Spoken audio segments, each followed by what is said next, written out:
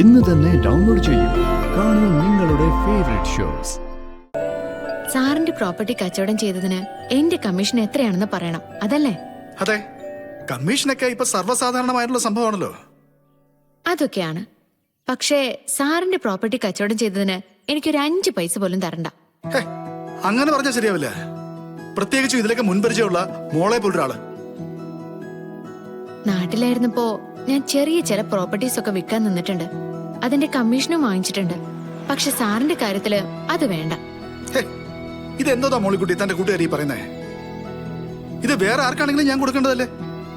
Sir മനസ്സറിഞ്ഞു തരുന്നതല്ലേ, പിന്നെന്താ? സാറേ, ഞാൻ ഈ നാട്ടിലേക്ക് വന്നപ്പോ എനിക്കൊരു പ്രശ്നമുണ്ടായി. അന്ന് സാറാ എന്നെ രക്ഷിച്ചത്. രക്ഷിച്ച ആളെ രക്ഷിതാവ് എന്നല്ലേ പറയുന്നത്?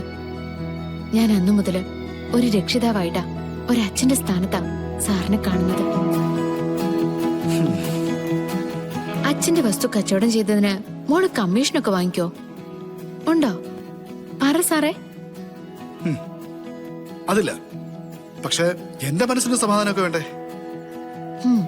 ആ, അങ്ങനെയാണെങ്കില് സാറിന്റെ മനസ്സിന് സമാധാനം കിട്ടുന്ന ഒരു കാര്യം ഞാൻ പറയാം. പറഞ്ഞോ.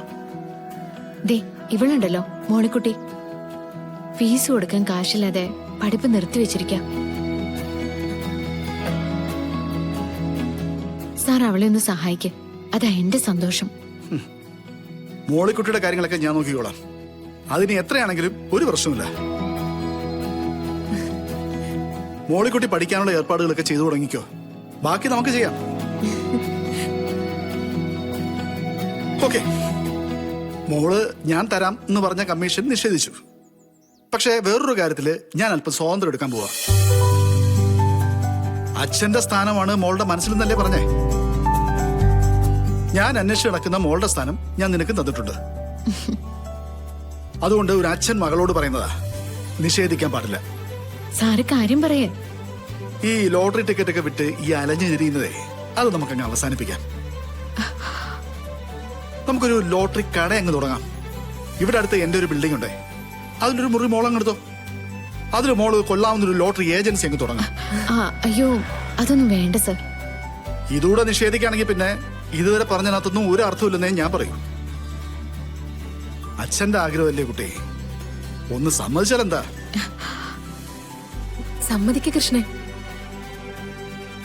അപ്പൊ പിന്നെ ഈ വെയിലത്ത് നിനക്ക് അലഞ്ഞു തിരിയേണ്ട കാര്യമില്ലല്ലോ. ഒരിടത്ത് നിന്നാ പോരെ? സർ, അത് ഇന്ന് തന്നെ എല്ലാം നമുക്ക് അങ്ങ് അറേഞ്ച് ചെയ്യാം. അടുത്ത ഏതെങ്കിലും ദിവസം നമ്മൾ അങ്ങ് സ്റ്റാർട്ട് ചെയ്യുന്നു.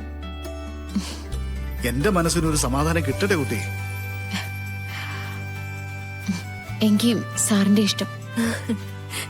എന്നാലും ഇക്കാലത്ത് ഇത്രയും വലിയൊരു തുക കമ്മീഷനായിട്ട് കിട്ടിയിട്ട് അത് തള്ളിക്കളയുന്ന ഒരാളെ ഞാൻ കണ്ടിട്ടില്ല. പണത്തിനേക്കാളും വലുത് ബന്ധങ്ങളാണ് സാർ. ഞാൻ അങ്ങനെ വിശ്വസിക്കുന്നത്. എനിക്ക് സാറ് തന്ന സ്ഥാനമുണ്ടല്ലോ, അത് പണം കൊണ്ട് അളക്കാവുന്ന ഒരു ബന്ധമല്ല. അതിലും വലിയൊരു ഭാഗ്യം ഇനി എനിക്കൊന്നും വേണ്ട സാർ. ഓക്കെ മോളെ, രക്ഷിതാവായിട്ട് എന്നെ കണ്ട നിന്നെ എന്നും കാത്തു രക്ഷിക്കാനുള്ള ചുമതല ഞാനങ്ങ് ഏറ്റെടുക്കുക.